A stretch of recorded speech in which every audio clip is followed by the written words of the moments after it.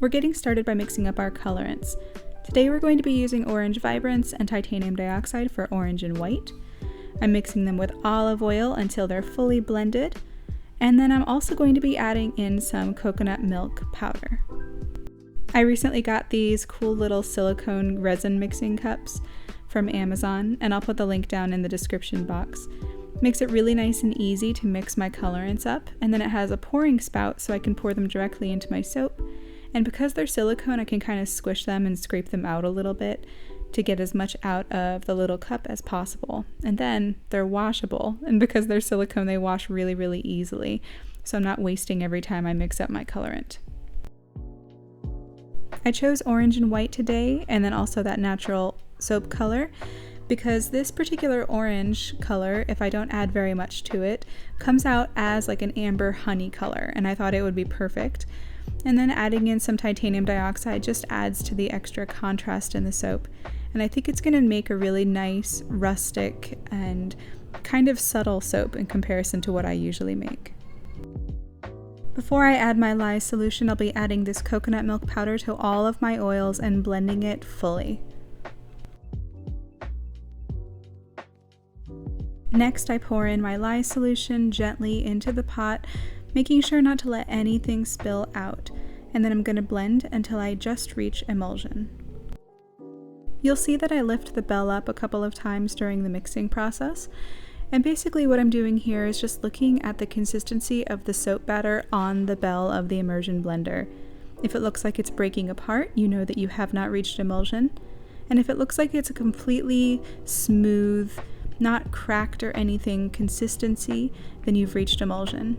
Another way to check is when you see those oil swirls on the top of the batter, you know that you haven't mixed everything together yet.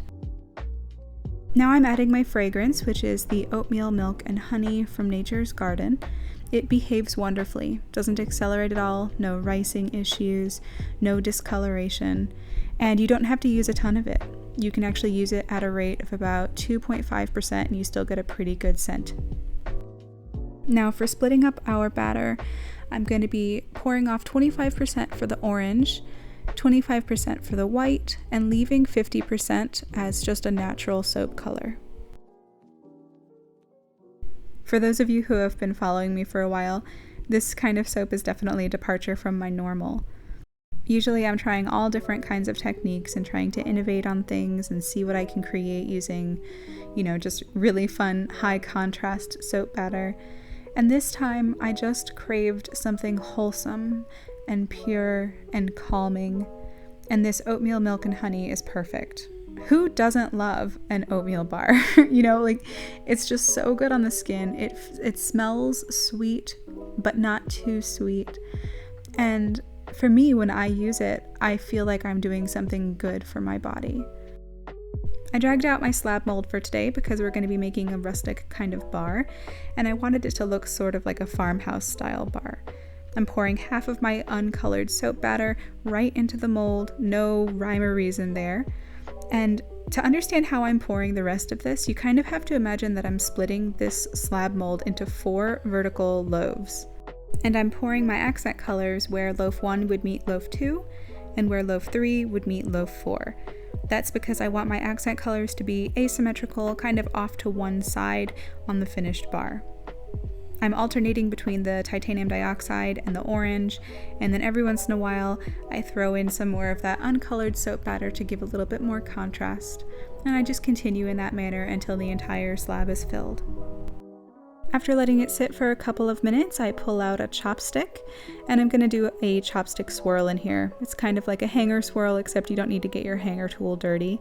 I'm just doing circular movements down the length of one of my imaginary loaves, then down the length of the second one, down the length of the third, and then the fourth. And then for good measure, I'm swirling the other direction on each of these loaves, just a couple of times, to give the final bars a little bit more movement in their design. For the top, I wanted to give it a nice texture and some topping, so I only waited a couple of minutes before pulling out a spoon, and I'm using the handle side of the spoon to kind of swoop halfway up my imaginary loaves.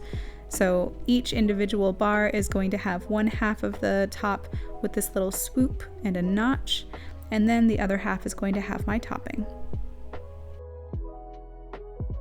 For the topping, I'm using quick oats, and I'm just sprinkling these on the flat portion of the top.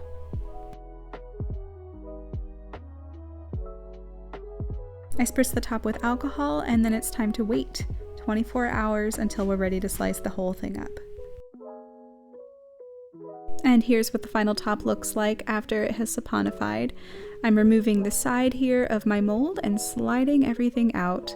Then all it is, peeling off the freezer paper and then slicing everything into logs, getting my soap slicer out and turning it into bars. I love this process.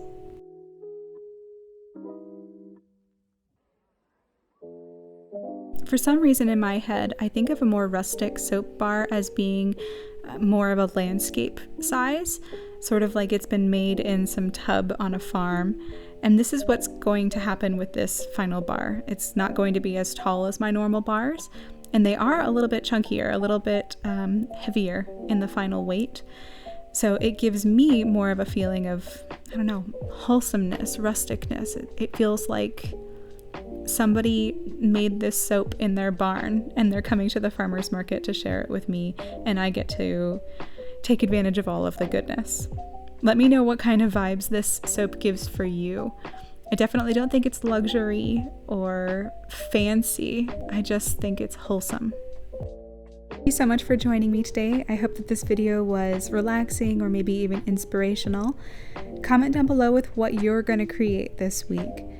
And if you liked this video, please do hit that like button and subscribe to my channel to watch more. I'll see you in the next one. Until then, be well.